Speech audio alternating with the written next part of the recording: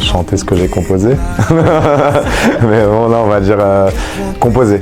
À 35 ans, Slimane a fait ce que peu d'artistes de sa génération osent encore. Il a brisé le silence, levé le voile sur un pan intime de sa vie et révélé la vérité bouleversante sur l'amour le plus profond qu'il ait jamais connu. Un amour discret, protégé, caché des projecteurs pendant des années. Ce n'était ni un coup marketing, ni une déclaration floue pour alimenter les rumeurs. Non. Ce fut un aveu, brut, sincère, à cœur ouvert, face à des millions de spectateurs médusés. Dans un entretien exclusif diffusé ce dimanche sur TF1, Slimane, le chanteur révélé par The Voice en 2016, l'artiste aux millions d'albums vendus et à la voix reconnaissable entre mille, a choisi de raconter une histoire que personne ne soupçonnait vraiment. Il est temps que je parle, parce qu'elle mérite qu'on la connaisse, qu'on sache qu'elle a existé dans ma vie, même si c'était dans l'ombre, a-t-il déclaré, les yeux humides, mais le regard ferme. L'émission, enregistrée dans un cadre épuré, presque intime, a laissé place à une confidence qui allait tout bouleverser. La femme que j'ai aimée, que j'aime, encore peut-être, s'appelle Jade. Elle a 35 ans, comme moi. Et si je n'ai jamais parlé d'elle avant, c'est parce que notre histoire a été aussi belle qu'impossible. À cet instant précis, un frisson a parcouru le plateau. Jade, un prénom simple, presque discret, mais dont la charge émotionnelle était désormais insupportable. Qui est donc cette femme qui a hanté l'âme d'un des artistes les plus sensibles de sa génération ? Nos investigations nous ont menés à elle. Jade, de son nom complet, Jade Benhaim, est une femme franco-marocaine originaire de Strasbourg. Née en 1989, comme Slimane, elle n'est ni chanteuse, ni actrice, ni influenceuse. Elle travaille comme scénariste et dialoguiste pour une société de production télévisée à Paris. Très discrète sur les réseaux sociaux, elle n'a jamais cherché la lumière, ce qui rend leur rencontre encore plus singulière.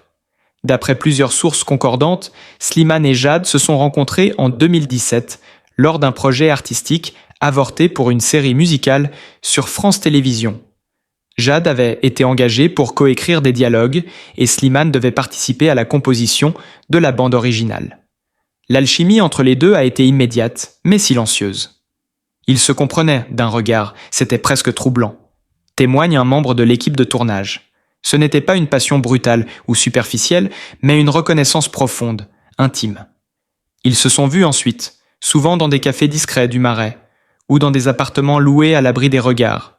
Slimane, déjà exposé médiatiquement, avait trouvé en Jade un refuge.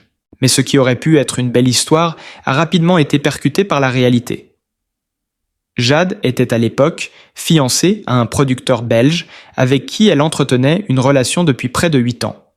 Je savais que je n'avais aucun droit de lui demander de choisir, explique Slimane dans son témoignage, mais je l'aimais tellement que j'acceptais tout, même de ne pas être le seul. Pendant plus d'1 an, ils ont entretenu une relation parallèle, sans cris, sans dispute, mais avec une douleur sourde qui traversait les silences. Slimane écrivait, composait, et chaque chanson devenait un cri muet pour Jade. Certaines chansons, aujourd'hui devenues des tubes, prennent un tout autre sens. Viens on s'aime, nous deux, ou des milliers de je t'aime semblent désormais écrites pour elle. Jade est dans chaque mot, dans chaque note. Elle les est partout dans ma musique, même si elle n'est nulle part dans ma vie publique. Avoue Slimane avec une tendresse mêlée de mélancolie. Leur relation a pris fin officiellement en 2019, lorsque Jade a décidé de déménager à Montréal avec son fiancé, qui avait accepté un poste dans une maison de production locale. Slimane ne l'a pas retenu. Il l'a laissé partir. « Je l'aimais trop pour lui demander de renoncer à sa vis », dit-il, la gorge serrée. Depuis ce jour, ils ne se sont jamais revus, mais il ne s'est pas passé une semaine sans qu'il pense à elle. En 2022, lorsqu'il est devenu père, ce fut l'un des déclencheurs de cette confession publique. « Je veux que ma fille sache un jour que son père a aimé, vraiment, follement, même si ce n'était pas une histoire possible. » Ce qu'il ne savait pas, c'est que Jade, de l'autre côté de l'Atlantique, avait également donné naissance à une petite fille en 2023. Le destin, cruel ou poétique, avait donc lié à jamais ces deux âmes qui ne pouvaient le plus se croiser. Interrogée depuis Montréal par nos soins, Jade a accepté de répondre brièvement à cette révélation. Ce que Slimane a dit est le vrai. Nous avons vécu quelque chose de rare, de silencieux, mais immensément profond. Ce n'était pas un adultère, c'était une faille dans nos vies respectives où l'amour s'est engouffré. Je n'ai jamais regretté, jamais. Ces mots, simples et sobres, confirment la nature exceptionnelle de leur lien. Un amour interdit, mais jamais sale. Un amour contenu, mais jamais éteint. Dans les heures qui ont suivi la diffusion de l'interview, les réseaux sociaux se sont enflammés.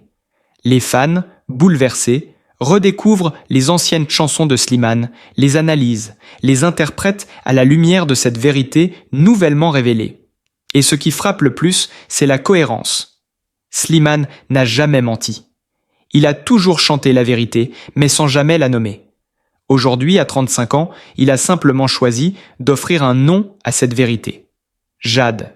Et cette révélation marque un tournant dans sa carrière, mais aussi dans sa posture d'homme public. Il ne s'agit pas d'un coming out, ni d'un scoop people. C'est un cri du cœur, une reconnaissance, une offrande. Il y a, dans cette histoire, une forme de romantisme tragique, un parfum d'amour d'antan. Là où les regards valaient plus que les gestes, et les silences plus que les promesses. Slimane ne cherche pas à la retrouver. Il ne cherche pas à recréer. Il veut juste honorer ce qu'ils ont vécu. Et cette démarche, rare, bouleverse par sa pudeur et son intensité. En conclusion, cette révélation inattendue de Slimane vient rappeler une chose essentielle, que les plus grandes histoires d'amour ne sont pas toujours celles qui se vivent au grand jour. Parfois, ce sont celles qui brûlent doucement, longtemps, à l'intérieur. Celles que l'on ne raconte pas. Celles que l'on chante sans jamais les expliquer. Aujourd'hui, Slimane a expliqué. Et la France entière écoute, le cœur un peu serré, mais ému par tant de vérité. Mais ce que personne n'avait anticipé, c'est ce qui allait se produire dans les jours qui ont suivi. Car cette histoire, que Slimane venait tout juste de révéler au monde, n'allait pas rester figée dans le passé. Une simple confession ? Non. C'était en réalité le début d'un dégel émotionnel, une onde de choc qui allait réveiller de vieilles blessures et faire trembler certaines certitudes. Car si Slimane avait parlé, Jade, de son côté, n'avait pas tout dit. Et derrière son court message envoyé depuis Montréal, il y avait bien plus qu'une nostalgie douce amère. Il y avait un secret, un dernier chapitre que personne ne connaissait. Jusqu'à maintenant. Tout commence 2 jours après la diffusion de l'émission. Un courrier arrive à la rédaction de Paris Match, une enveloppe manuscrite, signée simplement J. À l'intérieur, une lettre bouleversante accompagnée d'une photo ancienne. Sur la photo, Jade et Slimane, assis sur un banc, Aix-en-Provence. Il pleut. Elle sourit, il la regarde. Le cliché n'a rien d'extraordinaire. Mais il raconte tout. La complicité, l'intimité, l'amour réel, vécu. Dans sa lettre, Jade révèle ce que même Slimane ne savait pas. En partant à Montréal, j'ai cru qu'il valait mieux qu'il m'oublie, qu'on enterre ce que nous avions partagé. Je n'ai pas eu le courage de lui dire que j'étais enceinte. Oui, notre dernier été, ensemble, j'ai porté son enfant. Le monde s'arrête. Slimane aurait un autre enfant, une fille, née en avril 2020. Et il n'en aurait jamais rien su. Jade poursuit « J'ai voulu l'épargner ». Il entamait sa tournée, il découvrait la paternité avec sa fille officielle.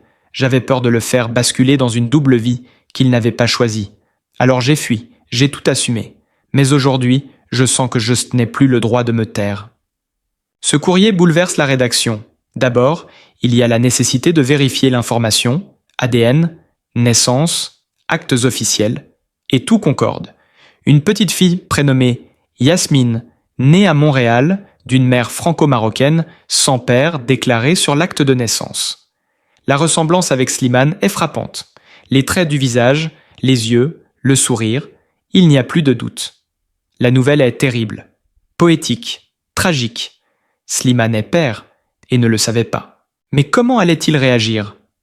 Devant l'ampleur de la révélation, Jade accepte une interview exclusive, filmée cette fois, dans son appartement montréalais. Elle y apparaît apaisée, mais son regard trahit une tempête intérieure.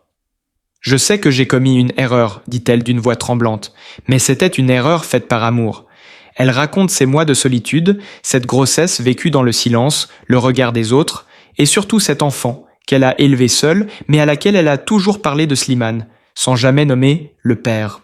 Lorsque l'équipe de journalistes lui demande si elle compte lui révéler la vérité, Sa réponse est immédiate.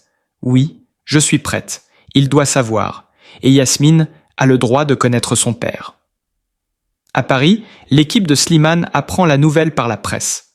Le chanteur, en pleine répétition pour un concert caritatif, demande une pause. Il s'isole. Un silence.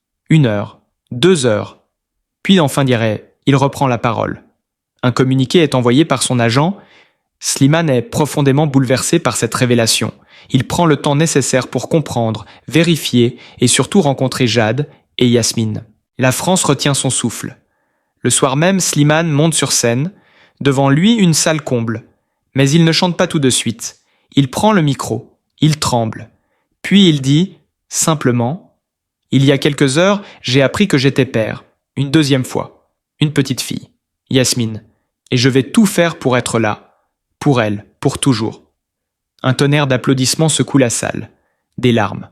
De l'émotion pure. Quelques jours plus tard, Slimane embarque pour Montréal. Dans un anonymat absolu, il prend un vol commercial, refusant tout privilège. À l'arrivée, pas de caméra. Mais dans le hall, Jade. Elle est là.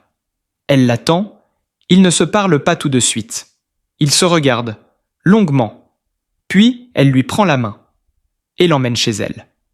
Là, dans une chambre décorée de dessins et de peluches, Yasmine dort paisiblement. Slimane s'approche. Il s'agenouille. Il la regarde. Le temps s'arrête. Ce moment, il le racontera plus tard dans une chanson. « Je t'ai vu avant même que tu ouvres les yeux. Je t'ai reconnu sans jamais t'avoir connu. » La rencontre est bouleversante. Il reste à Montréal pendant 1 semaine, reprend contact avec Jade, apprend à connaître sa fille. Pas de drame, pas de reproches, juste l'essentiel, reconstruire, recommencer. Une autre page, un nouveau chapitre. De retour à Paris, Slimane annonce une pause dans sa carrière. Il repousse sa tournée. Il veut être présent. Un documentaire est en cours de tournage, mais cette fois, avec pudeur. Il ne s'agit pas de voyeurisme. Il s'agit d'un témoignage rare, d'une vérité crue. Celle d'un homme qui découvre qu'il est père alors qu'il ne s'y attendait plus et qui décide d'aimer, de prendre ses responsabilités, non par obligation, mais par conviction. Dans l'émission 20h30 le dimanche, il revient pour la première fois sur cette période intense. J'ai vécu un séisme, mais un séisme d'amour. Et je ne remercierai jamais assez Jade de m'avoir donné Yasmine. Il parle aussi de leur relation passée, de ce qu'ils ont été l'un pour l'autre, sans regret, sans mélodrame. On s'est aimé dans le silence. Maintenant, on avance dans la lumière. Et la question qui brûle les lèvres, sont-ils de nouveau ensemble? Slimane répond, avec cette élégance qu'on lui connaît.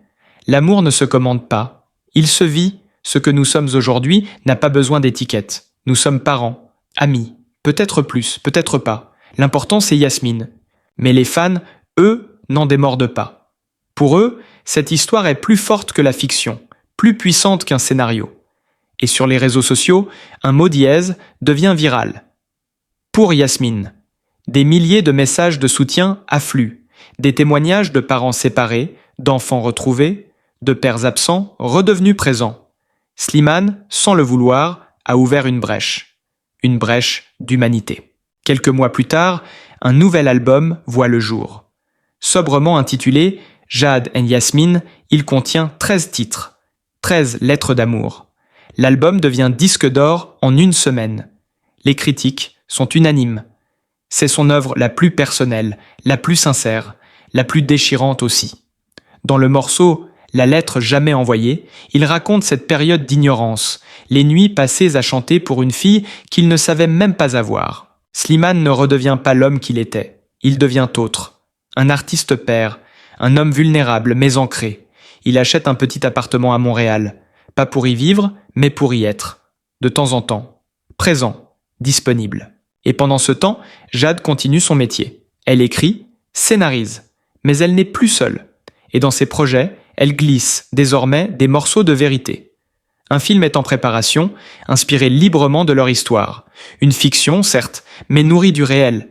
Et Slimane y participera. Pas en tant qu'acteur, en tant que compositeur. Pour que cette histoire, à défaut d'avoir été pleinement vécue, soit pleinement racontée. À 35 ans, Slimane n'a pas seulement dévoilé l'amour de sa vie. Il a redéfini ce qu'est aimer.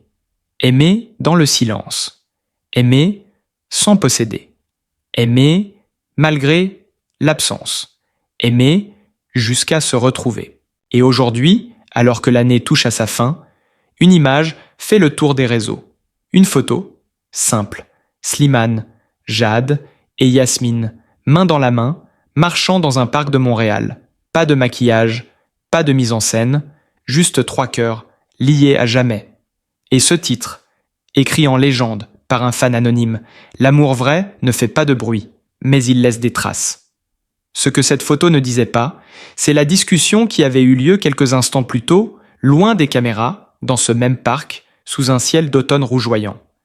Assis sur un banc en bois, Slimane tenait la main de Jade.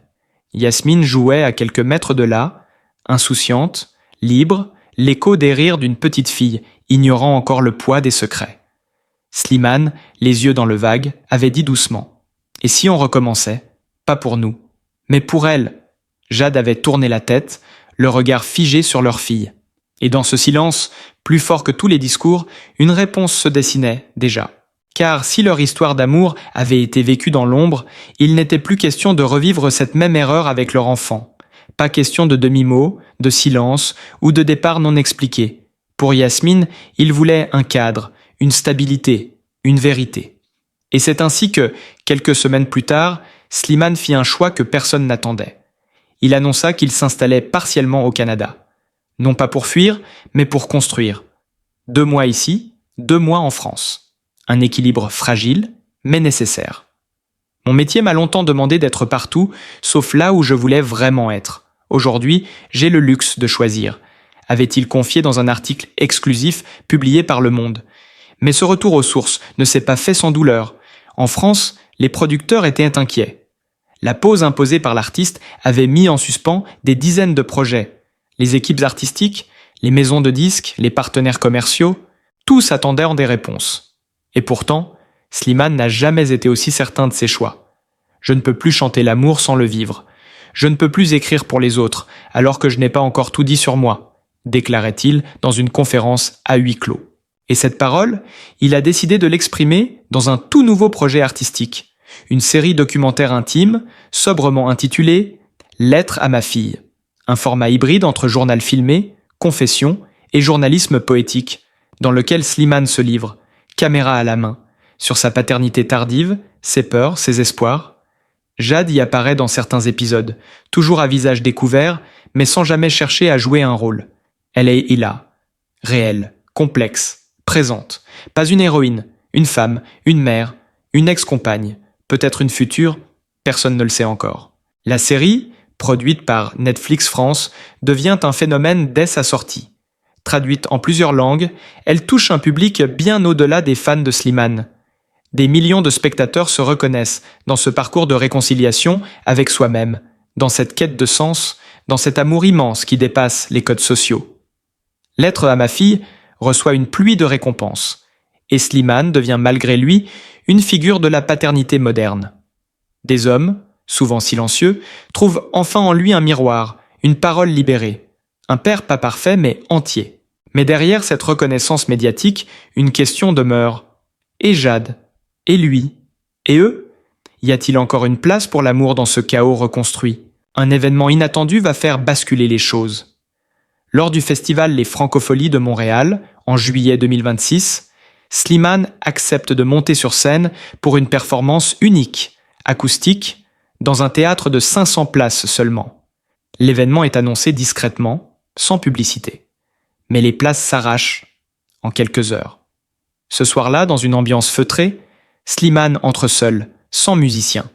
Une guitare, un micro, un fauteuil, il s'assoit, il regarde le public, et il dit « Ce soir, je vais vous chanter une lettre que je n'ai jamais envoyée. » Le silence dans la salle est total, et il chante. Une chanson inédite, une mélodie simple, des mots d'une vérité brute.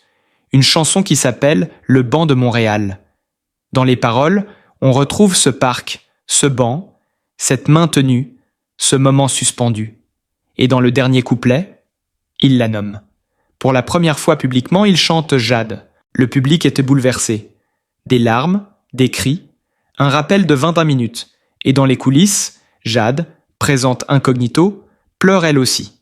Ce soir-là, elle le rejoint en loge. Aucun mot. Ils s'embrassent.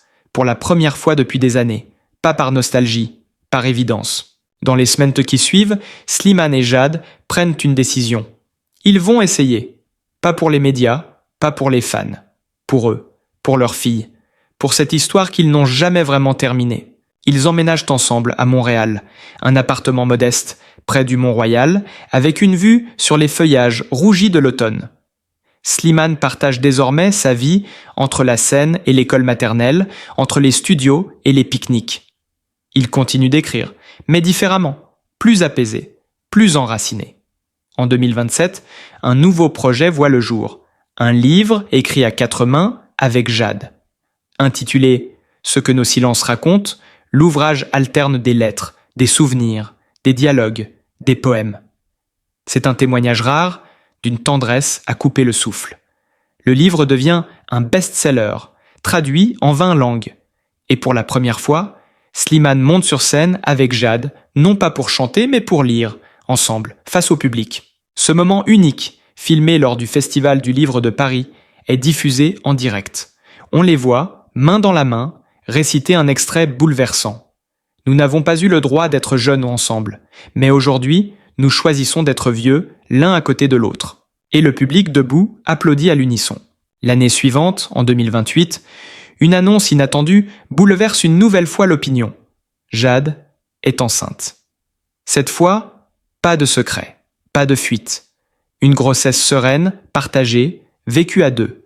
Slimane, qui pensait ne plus jamais revivre cette joie, retrouve le vertige des premiers coups de pied, des échographies, des berceuses fredonnées au creux du ventre.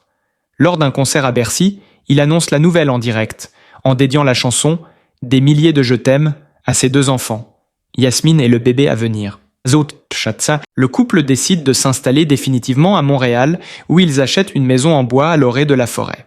Slimane installe un studio dans le garage. Jade écrit dans une véranda baignée de lumière. Leurs journées se partagent entre l'ordinaire et l'exceptionnel. Des devoirs de Yasmine à la création d'une comédie musicale commune, tout devient matière à rêver, à créer, à construire. Et un jour, dans un geste simple mais symbolique, Slimane fait une demande. Pas genou à terre, ni bague hors de prix. Juste une lettre, une vraie lettre, posée sur l'oreiller de Jade. Une question écrite à l'encre bleue.